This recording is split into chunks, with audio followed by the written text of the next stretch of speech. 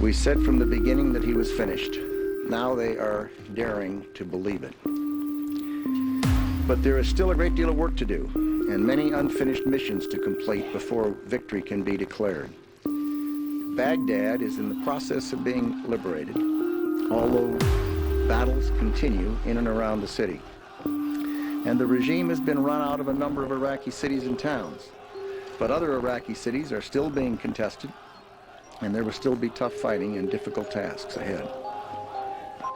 We still need to find and secure Iraq's weapons of mass destruction facilities and secure Iraq's borders so we can prevent the flow of weapons of mass destruction materials and senior regime officials out of the country.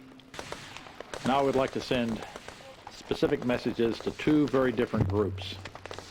First, in Iraq, to those who may be holding any coalition prisoners of war, permit the International Red Cross to visit them. The Geneva Convention requires you to ensure their health and well-being. When the hostilities end, we fully expect to find these young men and women in good health and well cared for. Now to another group, in Afghanistan. To the families of the Afghan citizens accidentally killed in a bombing in Afghanistan yesterday, we send our sincere condolences. The incident occurred after U.S. troops pursued enemy forces in the vicinity of Skin. Close air support was called in, and guided munitions accidentally landed on a house, killing 11 Afghan civilians. We sincerely regret the incident.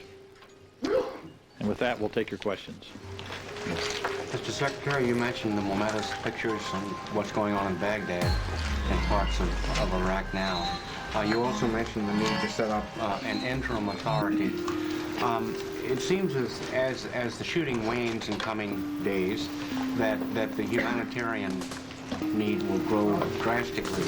When do you plan to send General Garner and his civil affairs team in from Kuwait to begin doing this? Why? I can't see why the humanitarian situation would grow drastically. Quite the contrary. The humanitarian problem occurred under the Saddam Hussein regime for a decade. The circumstance of those people has been terrible. They have been denied all kinds of things because he was unwilling to cooperate with the United Nations. Now, what's happening now is that humanitarian assistance is coming in. That doesn't mean the situation's worse. It means that it's better.